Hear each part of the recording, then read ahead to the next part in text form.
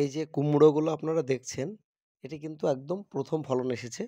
তো শীতকালীন কুমড়ো চাষ কি লাভজনক? সম্পূর্ণ বিষয়টা আজকে আপনাদের সঙ্গে আলোচনা করব। সেই সঙ্গে কুমড়ো গাছের বেশ কিছু রোগ আছে। যেমন গুটি হলুদ হয়ে যাওয়া, লতা শুকিয়ে যাওয়া, পাতা হলুদ হয়ে যাওয়া।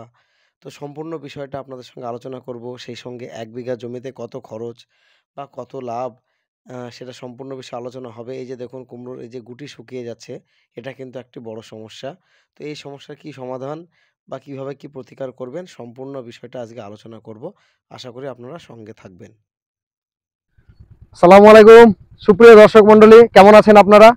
দেশ ও দেশের বাইরে যে যেখান থেকে আজকের এই প্রতিবেদনটি দেখছেন, সকলকে জানাই আশার আলো গার্ডেনিং চ্যানেলের পক্ষ থেকে স্বাগত। আপনারা তো জানেন আশার আলো গার্ডেনিং চ্যানেল সর্বদা সবুজের সাথে, সেই সঙ্গে কৃষকেরও পাশে।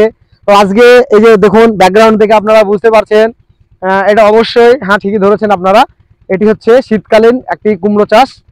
আপনারা তো জানেন কুমড়ো কিন্তু বিশেষ করে এটা লাল কুমড়ো। লাল কুমড়ো কিন্তু 12 মাসই কম বেশি পাওয়া যায়। তো এই সিজনটা কিন্তু একটু লাভ, বিশেষ করে কৃষক ভাইদের লাভটাই বেশি হয়। যদিও বর্ষা সিজনটাতে অতটা ওনারা মুনাফা করতে পারেন না। তো এটা হচ্ছে সম্পূর্ণ মানে কেবল কুড়ি আসছে কুমড়োর বা জালি যেটাই বলুন না কেন।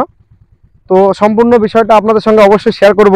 সেই সঙ্গে এই যে দেখুন গাছের যথেষ্ট গ্রোথ, সমস্ত গাছে কিন্তু ফুল চলে এসেছে। এই যে দেখুন গাছের কিন্তু যথেষ্ট গ্রোথ, প্রত্যেকটি গাছে কিন্তু ফুল চলে এসেছে। আর কুমড়ো গাছে যদিও একটু মানে কি বলবো আপনাদের, এই যে পাতাগুলো দেখছেন পাতাগুলো কিন্তু অনেকটাই হলুদ হয়। আর একটা বিশেষ করে রোগ আছে কুমড়ো গাছের, সেটি হচ্ছে আপনার কুমড়ো দেখবেন যখন জালি আসে, আমি সেটা আপনাদের অবশ্যই শেয়ার করব। তখন ওটা কিন্তু কুমড়োর যে জালি তখন কিন্তু ওটা শুকিয়ে যায় বা হলুদ হয়ে যায়। তো সম্পূর্ণ কুমড়ো চাষ নিয়ে একটি ডিটেলস প্রতিবেদন আপনাদের সঙ্গে শেয়ার করব। আশা করি ভিডিওটি আপনারা একটু ধৈর্য সহকারে দেখবেন। আর সেই সঙ্গে যারা আমার চ্যানেলকে অলরেডি সাবস্ক্রাইব করে রেখেছেন তাদেরকে অসংখ্য ধন্যবাদ। নতুনদের উদ্দেশ্যে একটি বার্তা, আপনারা আমার চ্যানেলকে সাবস্ক্রাইব করে অল নোটিফিকেশন বেলটি অন করে রাখবেন। তো আসুন আজকে ভিডিওটি শুরু করছি। তো যার জমি তার সঙ্গে তো আপনাদের পরিচয় করাবো, সেই সঙ্গে কুমড়ো চাষের সম্পূর্ণ ডিটেলস ধারণাটা আপনাদের দেবো। আসসালামু আলাইকুম। ওয়ালাইকুম আসসালাম। তো কেমন আছেন আপনি? আলহামদুলিল্লাহ, খুব ভালো আছি। আচ্ছা, তো অডিয়েন্সের উদ্দেশ্যে আপনার নামটা বলুন আর আমরা প্রেজেন্ট কোন লোকেশনে মানে ভিডিওটি কোথায় করছি। আমার নাম হয়েছে খেজর আলী মন্ডল। মাঠটার নাম হয়েছে ওপারের মাঠ, আচ্ছা, খালপাড়ের। মানে একটা খাল আছে এখানে না? এই যে খাল। ও মানে পিছন দিকটা আপনারা দেখুন খেজুর গাছটা একটু দেখাতে বলবো। খুব ভিউটা খুব সুন্দর, এটা খাল, খুব সুন্দর খেজুর গাছ আছে। এটা আমাদের এটা একটা খালি বলছেন দাদা? খাল অরিজিনাল, ভোমরার সঙ্গে যুক্ত আছে, পাশে একটা ভোমরা বিল আছে। তো আপনার গ্রামের নাম বলুন, সেই সঙ্গে থানার আমরা কোথায়? গ্রামের নাম হয়েছে ছোট চাঁদঘর, থানা কালীগঞ্জ। আচ্ছা, তো এবার আপনার পরিচয় তো অবশ্যই হলো। এদিকে এবার কুমড়োটা আমি দেখাতে বলবো। এই যে গাছের আমি খুব সুন্দর গ্রোথ দেখলাম। আপনি বিশেষ করে সবজি চাষের সঙ্গে কতদিন যুক্ত আছেন? আমি মোটামুটি সবজি চাষের সাথে মনে হয় 2 সালে থেকে আছি। 2002, তাই তো? 2 থেকে, হ্যাঁ। তাহলে মোটামুটি আপনি দীর্ঘ 22 বছর যুক্ত আছেন। হ্যাঁ, এই যে ওই পটলের জমিটা আমার। আচ্ছা, পিছনে একটা পটলের জমি হচ্ছে এনার। তো আপনার সবজি কি কি চাষ আছে এখন বর্তমানে? এখন আমার পটল আছে, কুমড়ো আছে আর টমেটো। ও, টমেটো আছে, তাই তো? হ্যাঁ। তো টমেটো চাষ নিয়েও আপনাদের সঙ্গে খুব সুন্দর একটা প্রতিবেদন আমি আমার চ্যানেলে দেবো। যে টমেটো চাষ, বিশেষ করে শীতকালীন কুমড়ো চাষটা, টমেটো দুটো একটু লাভজনক চাষ নাকি শীতকালীনটা? বর্ষার সময় কুমড়োটা হয়তো অতটা দাম থাকে না। আপনার গাছটা বয়স কতদিন বলুন, আমি জমিটা দেখাতে বলবো। বয়স মোটামুটি তোমার এই বর্ষাটা যে গেল না, বর্ষা। হ্যাঁ, মানে আমাদের রিসেন্ট একটা বর্ষা হয়ে গেল। বর্ষার মানে 15-20 দিন আগে লাগানো। তাহলে মোটামুটি আপনার খুব বেশি হলে 1 মাস 1.5 মাস হবে। হ্যাঁ। তো আমি তো সুন্দর দেখছি ফুল চলে এসেছে অলরেডি। তো সেক্ষেত্রে আপনি সর্বপ্রথম যখন কুমড়ো লাগিয়েছিলেন, চাষ দেওয়ার পরে মাটিটা কিভাবে কি তৈরি করেছিলেন আর এদের এখন পর্যন্ত আপনি কি পরিচর্যা করেছেন, সম্পূর্ণ ডিটেলসটা একটু বলুন যাতে অডিয়েন্স খুব সুন্দরভাবে বুঝতে পারে। প্রথম আমি যখন চাষ ফিটফাট হয়ে গেল, এবারে একটু গুণাগুণে একটু সামান্য হালকা ডাঙা করলাম। উঁচু তো করতে হয়, হালকা ডাঙা করে ওই ডিএপি সার। আচ্ছা, 6 থেকে 7 কেজি দিলাম। টোটাল জমিটাতে, তাই তো? না, জোরে জোরে লাগাবো, যেখানে লাগাবেন ওই শুধু ওখানে দিলেন। ওটা কি কতটুকু পরিমাণ, কত 50 গ্রাম না তারও কম? ওই হ্যাঁ, ওই 5 কেজি সার ধরেন। ও মানে টোটাল এই জমিটা কত আপনার পিছনে যে জমিটা, টোটাল জমিটা আমার এই ঘাস ফাস নিয়ে 15 কাঠা। আচ্ছা, টোটাল 15 কাঠা। তাহলে আমি 2 কাঠা বাদ দিয়ে দিলাম, মোটামুটি এটা 13 কাঠা।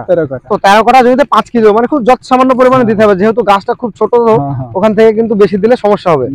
আচ্ছা, তো তারপরে দিয়ে দিলেন। তো কুমড়ো লাগানোর পরে যখন কুমড়োটা বার হলো, হ্যাঁ তারপর এদের পরিচর্যা কি করলেন? ওই আবার ফের ওই একটু গাছের গোড়া থেকে মনে হয় মোটামুটি এতটা তফাৎ দিয়ে আবার ও 10-26 আচ্ছা আচ্ছা আচ্ছা। আর হালকা ইউরিয়া। হুম, ওটা ওটা দেওয়া হলো। তাহলে গাছ তখন মোটামুটি 20 দিন বয়স হয়ে গেছিল যে ওটা যখন দিয়েছেন, হ্যাঁ, নাকি? তো তারপরে এদের এদের বিশেষ করে কুমড়োর কিছু সমস্যা আছে, সেটা আপনাদের সঙ্গে আমি শেয়ার করছি। সেটা হচ্ছে এই যে গুটি, অনেক ক্ষেত্রে আপনারা দেখবেন হ্যাঁ এই যে এখানে যে কুমড়োটা আমি দেখাতে বলবো, এখানে দেখুন খুব সুন্দরভাবে কিন্তু এখানে কুমড়ো এসেছে। কেবল এখানে কিন্তু এই যে দেখুন সুন্দরভাবে এসেছে, হ্যাঁ মানে কেবল আসছে, তাই তো? হ্যাঁ আসছে। আর এই যে দেখুন এখানে চলে এসেছে, এটা বেশ অনেকটাই বড় হয়ে গেছে।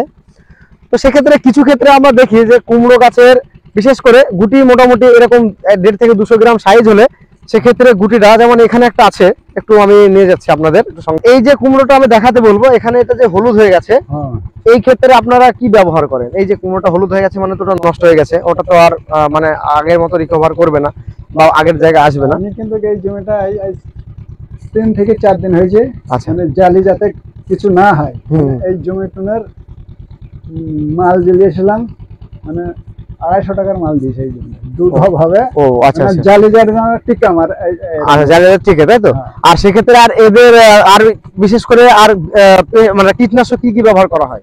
কীটনাশক তোমার মোটামুটি ওই যে তেলটা দিয়েছি, আর তোমার ওই আর তেল আছে আমার, ধরেন ওই পুরা কোরআন, ও আচ্ছা আচ্ছা, আর ওই পাউডার ডাইথেনাম 45 M45, তাই তো?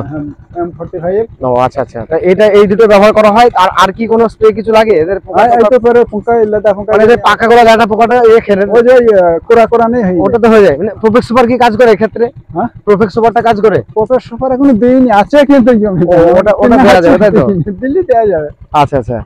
তো সামগ্রিকভাবে আপনি যা বললেন, এবার তো আপনার অলরেডি ফলন চলে এসেছে। হ্যাঁ ফলন ফলন এসেছে, এই সময়তে কি কোনো যত্ন আছে এদের? আপনি যে কীটনাশকটা দিচ্ছেন ওটা বাদে কি আর কিছু আছে? ওটা বাদে আবার পরামর্শ নেবো দোকানের কাছে গিয়ে। ও আচ্ছা, মানে সেক্ষেত্রে যাতে মানে আপনার সাইজটা ভালো হয়। হ্যাঁ। আর এখন কি আর এর কোনো সার দেওয়া বা কিছু লাগবে? আর সার আবার যখন ছাঁচ দেবো তখন সার দিতে হবে। তাহলে আপনি এই যে কুমড়োটা লাগিয়েছেন, এটা মোটামুটি আর কতদিনের মধ্যে আপনি আশা করছেন ফলনটা আপনার মানে উঠবে টোটালটা? এই জমি উঠবে তোমার মাঘ মাসের দিকে উঠবে। মাঘ মাসের দিকে। তো সেক্ষেত্রে শীতের মরশুম একটা আশা করা যায়, একটা দাম একটা থাকবে ভালোই। হ্যাঁ তো কুমড়ো যদি কেউ চায় যে আপনার হয়তো জমিতে এসে নিয়ে কালেক্ট করবে, সেক্ষেত্রে কি আপনি হেল্প করবেন? কারণ কুমড়ো তো এখন রাস্তার যথেষ্ট উন্নতি হয়ে গেছে আমাদের এই হ্যাঁ, দিকটাতে, গাছগুলো কিন্তু যথেষ্ট আমি গ্রোথ দেখছি। হুম, তো আপনার মোটামুটি মাঘ মাস মানে আর তো 2 মাস, হ্যাঁ। মোটামুটি আপনার বিঘা প্রতি কুমড়োর ফলনটা কতটা হয়? যদি টোটাল 1 বিঘা জমি থেকে মোটামুটি কত কুইন্টাল কুমড়ো উৎপাদন হতে পারে?